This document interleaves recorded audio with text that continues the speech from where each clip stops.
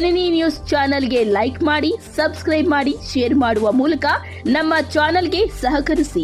ಹೆಚ್ಚಿನ ಮಾಹಿತಿಗಾಗಿ ಸಂಪರ್ಕಿಸಿ ಹರಿಚಿ. ಡಾಕ್ಟರ್ ಬಾಬಾ ಸಾಹೇಬ್ ಅಂಬೇಡ್ಕರ್ ಅವರಿಗೆ, ಸಂವಿಧಾನ ಶಿಲ್ಪಿ ಡಾಕ್ಟರ್ ಬಾಬಾ ಸಾಹೇಬ್ ಅಂಬೇಡ್ಕರ್ ಅವರಿಗೆ ಬೇಕೇ ಬೇಕು, ಬೇಕೇ ಬೇಕು, ಬೇಕೇ ಬೇಕು, ಬೇಕೇ ಬೇಕು.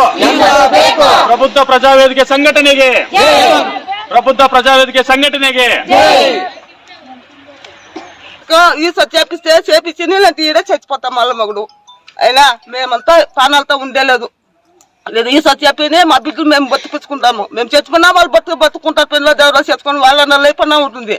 మేము వాళ్ళు ఉన్నట్లే మేము చచ్చిపోతే వాళ్ళ లైఫ్ ఏం బతుకుతారు బిడ్డలు, యాదవ్లో పోతారు బిడ్డలు. ఇల్లు కట్టాలి, కండాయం కట్టుకుంటారు కదా. ఈ సత్యాలు చేసి వెళ్ళదు మాకే చెప్ప ಕೊಡಬೇಕಾಗತ್ತೆ, ಅದನ್ನು ಕೊಡ್ತಾ ಇಲ್ಲ. ಮತ್ತೆ ಈ ಸರ್ವೆ ನಂಬರ್ 1ರಲ್ಲಿ 2-3 ಮನೆ ಇಲ್ಲ, 100 ಮನೆ ಇದೆ, 100 ಫಲಾನುಭವಿಗಳಿದ್ದಾರೆ. ಇಲ್ಲಿ ಅಷ್ಟು ಜನಕ್ಕೂ ಕೂಡ ಈ ಸತ್ತು ಇಲ್ಲ. ಆ ನೋಟಿಸ್ ಬೋರ್ಡ್ ಅಲ್ಲಿ ಒಂದು ಈ ತರ ಈ ಸರ್ವೆ ನಂಬರ್ ಇಂಥ ಸಮಸ್ಯೆ ಇದೆ, ಅದರಿಂದ ಇದಕ್ಕೆ ಇಷ್ಟು ದಿನಗಳ ಕಾಲ ನಾವು ಈ ಸತ್ತು ಮಾಡೋದಕ್ಕೆ ಆಗೋದಿಲ್ಲ ಅಂತ ಒಂದು ನೋಟಿಸ್ ಕೂಡ ಹಾಕ್ಲಿಲ್ಲ. ಇದು ಸುಮಾರು ಇನ್ನು 2-3 ವರ್ಷಗಳಿಂದ ಇದೇ ಸಮಸ್ಯೆ ಆಗ್ತಾ ಇದೆ. இதுக்கு முதல்ல ஈ சொத்து எங்களுக்கு அர்ஜென்ட்டா தேவைப்படுது. 22 வயசு பொண்ணு இருக்குது எங்களுக்கு. அது இருந்துச்சுன்னா நாங்க அது மேல ஒரு லோன் பண்ணி கூட ஒரு பொண்ணை நாங்க கரை சேர்க்குவோம்.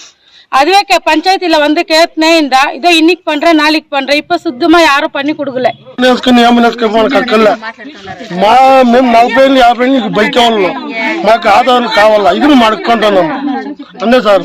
రేపు పొద్దున మా బిడ్డలకి ఏమన్నా పెళ్లి కావాలన్నా మాకు ఆధారం లే, గడాల సంఖ్యలు ఉంటే భోజనం లేకుండా మేము ఏడపో చచ్చిపోతున్నాం, మా బిడ్డలకు ఆధారం లే. ఈజీ వచ్చేసి ఒక బిడ్డ పెళ్లి చేస్తాం, మా ఇది మటుకు కాడుకుంటున్నాం. 1 లక్ష రూపాయలకి మనకు అక్కర్లే, మా ఇంట్లో ముందే చేస్తే చాలు సార్. ಇವತ್ತು ನಾವು ಕಂಸಂದ್ರ ಗ್ರಾಮ ಪಂಚಾಯತಿ ಕಚೇರಿ ಹತ್ರ ಇದ್ದೀವಿ. ಇಲ್ಲಿರೋರೆಲ್ಲ ಕೂಡ ಇದೇ ಗ್ರಾಮದ ವಾಸಿಗಳು. ಇದೇ ಗ್ರಾಮದಲ್ಲಿ ಸುಮಾರು ವರ್ಷಗಳಿಂದ ಅವರ ತಾತ ಮುತ್ತಾತರ ಕಾಲದಿಂದ ಇದೇ ಗ್ರಾಮದಲ್ಲಿ ವಾಸಿಯಾಗಿರುವಂತ ನಿವಾಸಿಗಳು ಇವರೆಲ್ಲರೂ ಕೂಡ. ವಿಚಾರ ಏನಂತಂದ್ರೆ ಸರ್ವೆ ನಂಬರ್ 1 ಅಂತ ಕಂಸಂದ್ರ ಗ್ರಾಮದ ಸರ್ವೆ ನಂಬರ್ 1ರಲ್ಲಿ ಸುಮಾರು 100ಕ್ಕಿಂತ ಹೆಚ್ಚಿನ ಮನೆಗಳು ಈ ಸರ್ವೆ ನಂಬರ್ 1ರಲ್ಲಿದೆ. ಆದ್ರೆ ಈ 100ಕ್ಕಿಂತ ಹೆಚ್ಚಿನ ಮನೆಗಳಿಗೆ ಇದುವರೆಗೂ ಕೂಡ ಯಾರಿಗೂ ಈ ಸತ್ತುನ ಈ ಪಂಚಾಯತಿಯಲ್ಲಿ ಮಾಡಿಕೊಡ್ತಾ ಇಲ್ಲ. ನಾವು ಪ್ರಶ್ನೆ ಇಲ್ಲಿ ಈ ಸತ್ತು ಮಾಡೋದಕ್ಕೆ ಪಂಚಾಯತಿಯಲ್ಲಿ ಹೋಗಿ ಏನು ಫಲಾನುಭವಿಗಳು ಪಂಚಾಯತಿಯಲ್ಲಿ ಅಧಿಕಾರಿಗಳನ್ನ ಕೇಳಬೇಕಾದ್ರೆ ಅವ್ರು ಒಂದೇ ಹೇಳ್ತಾ ಇದ್ದಾರೆ, ಇದು ಸ್ಟೇನಲ್ಲಿದೆ, ಕೇಸ್ ಇದೆ, ನಾವು ಈಗ ಮಾಡೋಕ್ಕಾಗಲ್ಲ ಅಂತ. ಸುಮಾರು 2 ವರ್ಷಗಳಿಂದ ಇದೇ ಸಮಸ್ಯೆಯನ್ನು ಹೇಳ್ಕೊಂಡು ಬರ್ತಾ ಇದ್ದೀವಿ. ಇದುವರೆಗೂ ಕೂಡ ಯಾರಿಗೂ ಈ ಸತ್ತನ್ನ ಮಾಡಿಕೊಟ್ಟಿಲ್ಲ.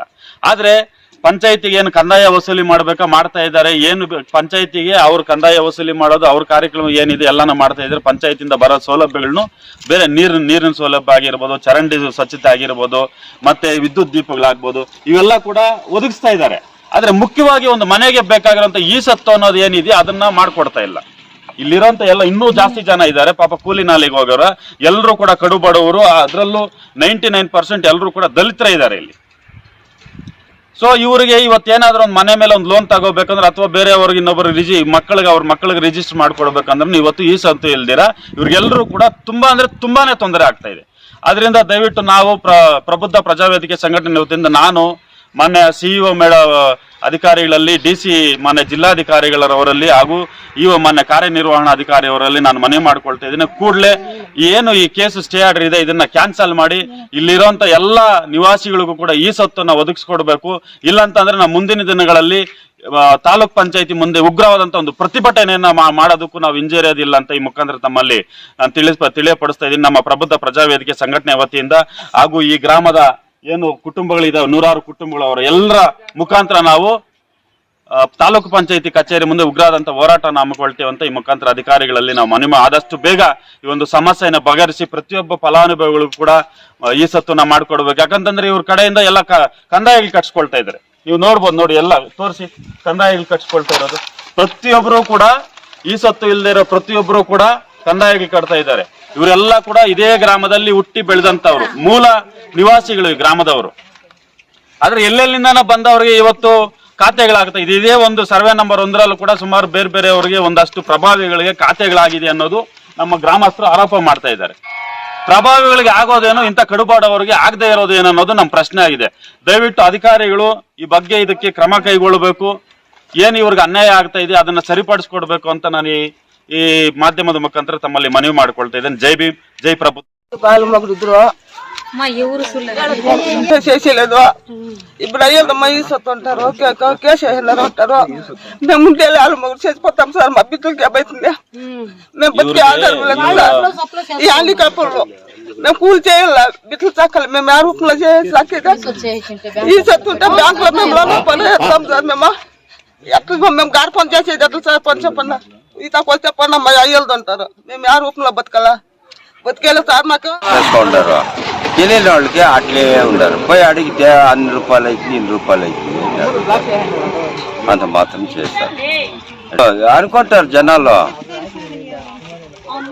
పోయి అడిగితే 10,000 5,000 అవుతుంది ఈ సొత్తు చేసేయాలంటే అని అడుగుతారు దాంట్లో ఇప్పుడు అయ్యేది లేదు అంటారు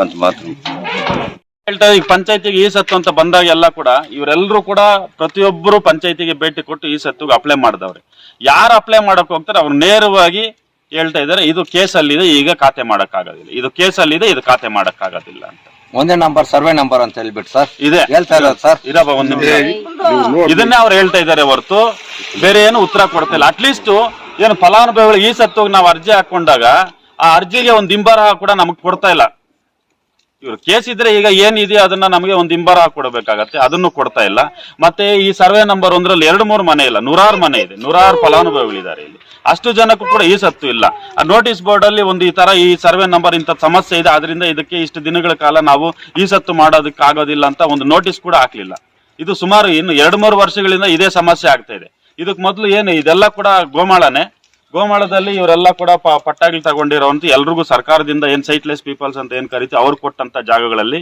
ಇವ್ರ ತಾತ ಮುತ್ತಾತರ ಕಾಲದಿಂದ ಕೂಡ ಜೀವನ ಮಾಡ್ಕೊಂಡು ಬರ್ತಾ ಇದ್ದಾರೆ ಇದ್ರ ಬಗ್ಗೆ ಉನ್ನತ ಈಗ ನಾವು ಮೊದಲನೇ ಬಾರಿಗೆ ಮಾಧ್ಯಮದ ಮುಖಾಂತರ ಅಧಿಕಾರಿಗಳ ಗಮನ ಸೆಳೆಯೋಣ ಅಂತ ಈ ಒಂದು ಸುದ್ದಿಗೋಷ್ಠಿಯನ್ನ ಮಾಡ್ತಾ ಇರೋದು ನಾಳೆನೆ ಪತ್ರದ ಮುಖಾಂತರ ಜಿಲ್ಲಾಧಿಕಾರಿಗಳಿಗೆ ಕಾರ್ಯನಿರ್ವಹಣೆ ಅಧಿಕಾರಿಗಳಿಗೆ ಮತ್ತೆ ಸಿಇಒ ಅವರಿಗೆ ಎಲ್ರಿಗೂ ಕೂಡ ಪತ್ರದ ಮುಖಾಂತರ ಈ ಒಂದು ವಿಚಾರನ ತಿಳಿಸ್ತೇವೆ ಕೊಂಡಿದ್ದಾರೆ ಅವ್ರನ್ನ ಕೇಳಿದ್ರೆ ನಮಗ್ ಕೊಡೋದಿಲ್ಲ ಅದನ್ನ ನೀವು ಅಧಿಕಾರಿಗಳನ್ನ ಕೇಳಬೇಕು ಇಲ್ಲಿನವ್ರನ್ನ ಕೇಳಿ ಯಾರು ಆಗಿದೆಯಲ್ಲ ಬೇರೆಯವ್ರಿಗೆಲ್ಲ